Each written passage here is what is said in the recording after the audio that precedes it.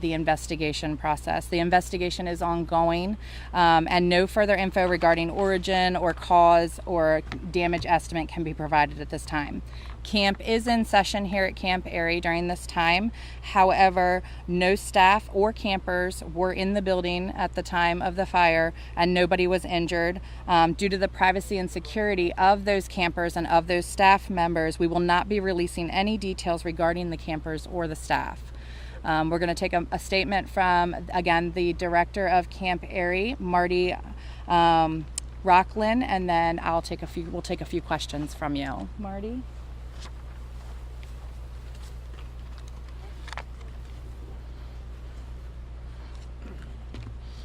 Good afternoon. Just want to reiterate that our campers and our staff are safe here at camp. They were wonderful following procedures for just this kind of an event happening at camp. All thanks to our staff for guiding and taking care of their campers. We did return to activities this morning. We took care of breakfast, morning meds, snacks. Kids were active around camp. Lunch plan is in effect right now. We are planning to carry on camp as regular as possible. We have short-term dining plans in place and longer things being planned right now from our team, our year-round Baltimore team. And I'm just thankful for campers and staff going with all the procedures this morning when the fire did happen. All right, we'll take a couple questions if anybody has any. Start with Marty. We've already talked to some alums and talked about the spirit of the camp and all the rest of it. And also talked to alums about the sort of meaning of the mementos and all that may have been lost with the building. Could you reflect on that a little bit for us and just tell us the meaning of this building to the camp and how important it is? I can say for me, personally, it's bittersweet. It's a building most of us grew up in, had all of our meals in as campers and as staff, and thankfully it's just a building. And so camp can continue because camp is the people, and it will be back and better with whatever the plan is for 2023 and beyond. The fact you're continuing on with programming, what's that tell us about the way you guys run things here, the ethic here? We have a great staff. Can you tell us a little bit about the history of the building that caught fire today? I'll try. We call it the White House. It's where we have our dining facilities, our kitchen and dining room. We have, in the past, had offices located in the bottom of the building. It is where unit leaders or staff members may find a place for a quiet phone call or to do emails communicating with families. It's historic. It's known for its view of looking over the valley, and it'll be missed. Marty, could you describe the importance of the camp to the Jewish community in both Baltimore and Washington, and the support of Jewish culture in our region? We are proud as two camps, Airy and Louise, to be celebrating our centennial, and we hope that we're able to do it for another 100 years as well. We know that our origins are tied to helping Jewish children find a summer respite, if you will. And so we're proud of that, and we'll keep going. Can you just talk about how you're going to proceed going forward? Can you just explain, will the meals be cooked? There's another campus where, can you just talk about how you're sort of going to keep operations going and keep camp going despite losing essentially the kitchen for this campus? I have the specifics for lunch today. Things are in process right now, and that's the best answer I have right now. And none of the campers went home, correct?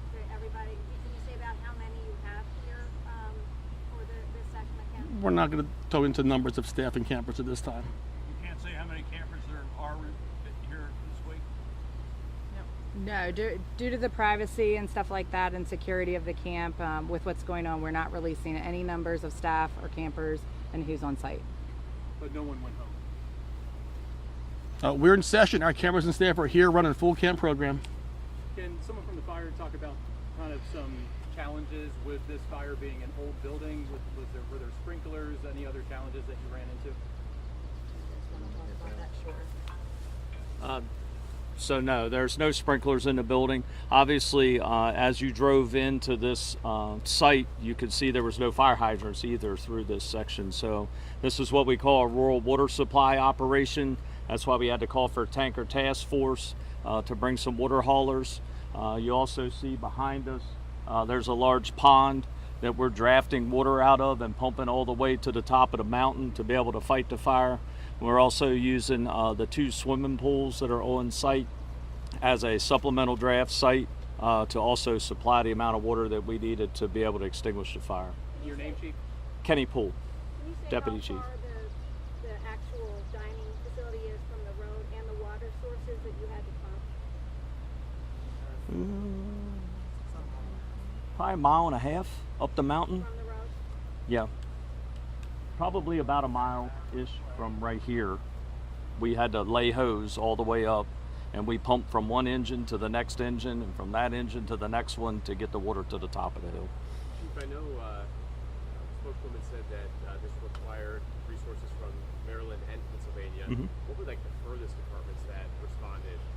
I know that we have a unit here from Montgomery County, so that's a pretty long trek.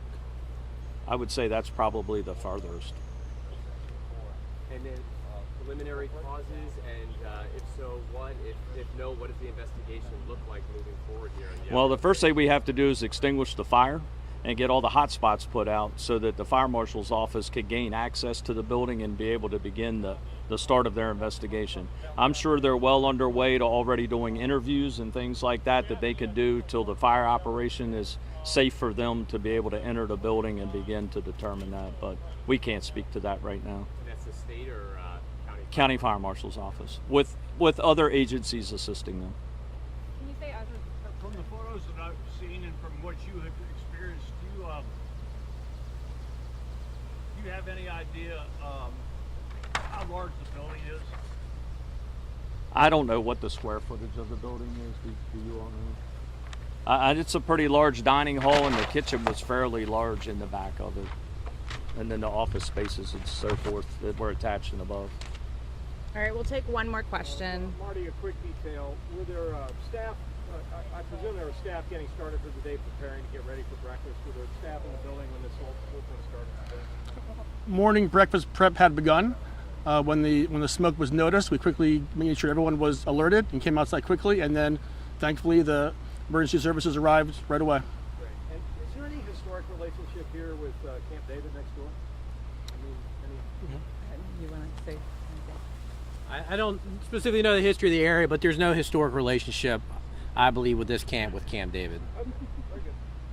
And for clarity's sake, Campbell, you said it was limited to the dining facility. Is the White House a total loss? So until the fire marshals get in there and kind of see what they have and what kind of damage was done, I don't feel comfortable releasing that. The focus of this is really we wanted to make sure that the community, the parents, surrounding friends and stuff know that the campers are safe. The staff here at Camp Airy have a plan in place. They're executing that plan, and everything is okay. We know that people saw it from miles and miles away.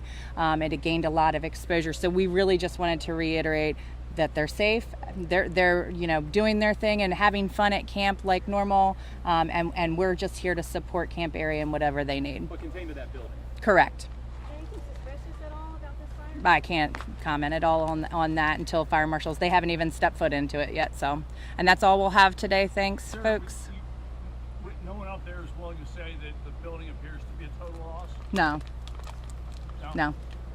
Nobody's until we get some further information, and until I talk to the fire marshal's office or the chief talks to the fire marshal's office, I don't think anybody feels comfortable in saying the damage. I'm sure that will come out and that will be released at a future date. All right. Thank you, guys. Thank you very much. Let's do it right here.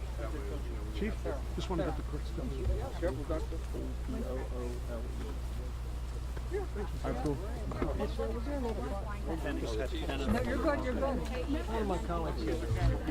Gotcha. Oh, thank you. There was one in November, it was a garage. Thank you. It was an ATV.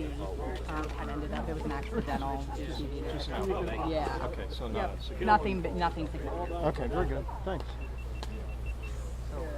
Yeah. Marty, I'm with WJD.